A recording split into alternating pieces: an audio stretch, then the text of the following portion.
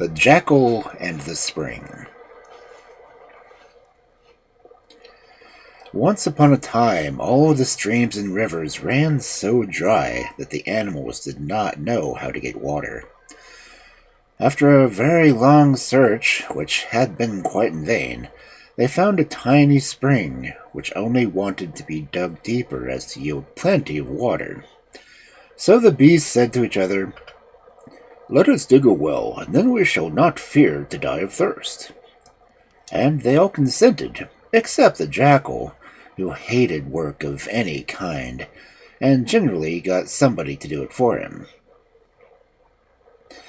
When they had all finished their well, they held a council as to who should be made the guardian of the well, so that the Jackal might not come near it, for, as they said, he would not work, therefore he shall not drink. After some talk, it was decided that the rabbit should be left in charge. Then all the other beasts went back to their homes. When they were out of sight, the Jackal arrived. Good morning, rabbits," and the rabbit said politely, "Good morning." Then the Jackal unfastened the little bag that hung at his side and pulled out of it a piece of honeycomb, which he began to eat, and turning to the rabbit, he remarked, "As you see, rabbit, I am not thirsty in the least, and this is nicer than any water." "Give me a bit," asked the rabbit. So the Jackal handed him a little morsel. "Oh, how good it is!" cried the rabbit. "Give me a little more, dear friend." But the Jackal answered, "If you really want me to give you some more, you must have your paws tied behind you, and lie on your back so that I can pour it into your mouth."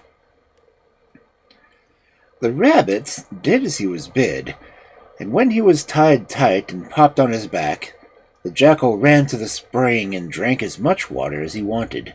When he had quite finished, he returned to his den. In the evening, the animals came back, and when they saw the rabbit tied with his paws behind his back, they said to him, "Rabbit, how did you let yourself be taken in like this?" "It was all the fault of the Jackal," replied the rabbit. "He tied me up like this and told me he would give me something nice to eat. It was all a trick just to get out our water." "Rabbit, you are no better than an idiot to have let the Jackal drink our water when he would not help find it. Who shall be our next watchman? We must have somebody a little sharper than you." And a little hare called out, "I'll be watchman." The following morning, the animals all went their various ways, leaving the little hare to charge the spring. When they were out of sight, the Jackal came back. Good morning, little hare." And the little hare politely said, "Good morning." "Can you give me a pinch of snuff?" said the Jackal. "I am sorry, but I have done," answered the little hare. The Jackal then came and sat down by the little hare and unfastened his little bag, pulling out a piece of honeycomb. He licked his lips and exclaimed, "Oh, little hare, if you only knew how good this was." "Oh, what is it?" asked the little hare. "It is something that moistens my throat so deliciously," answered the Jackal, "that after I have eaten it, I don't feel thirsty any more, and I am sure all you other beasts are forever wanting water." "Give me a little bit, dear friend," asked the little hare. "Not so fast," replied the Jackal. "If you really wish to enjoy what you are eating, you must have your paws tied behind your back and then lay on it, so that I can pour it into your mouth."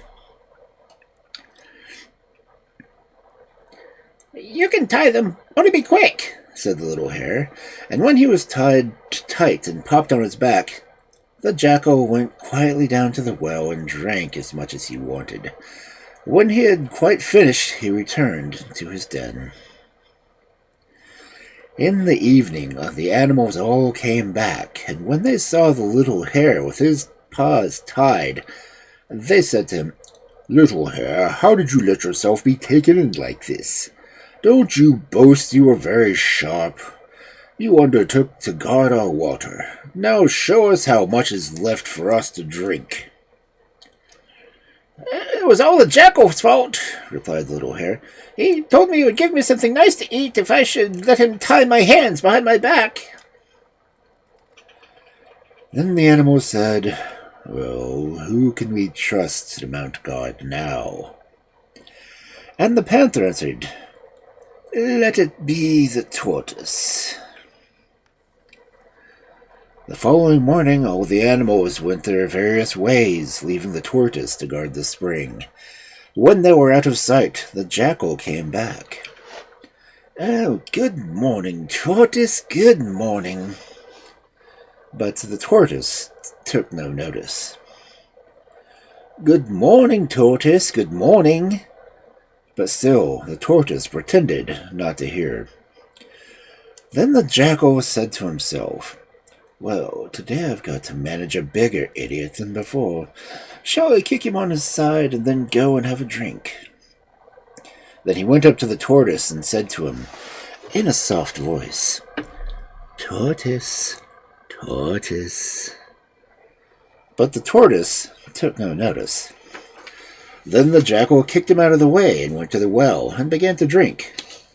But scarcely had he touched the water that the tortoise seized him by the leg. The jackal shrieked out, "Oh, you will break my leg!" But the tortoise only held on tighter. The jackal then took his bag and tried to make the tortoise smell the honeycomb he had inside. But the tortoise turned away his head and smelt nothing. At last the jackal said to the tortoise, "I should like to give you my bag and everything in it." But the only answer the tortoise made was to grasp the jackal's leg tighter still. So matters stood when the other animals came back. The moment he saw them, the jackal gave a violent tug and managed to free his leg, and then took to his heels as fast as he could. And all the animals said to the tortoise, "Well done, tortoise, you have proved your courage. Now we can drink well from our place in peace, and you have got better of that thieving jackal."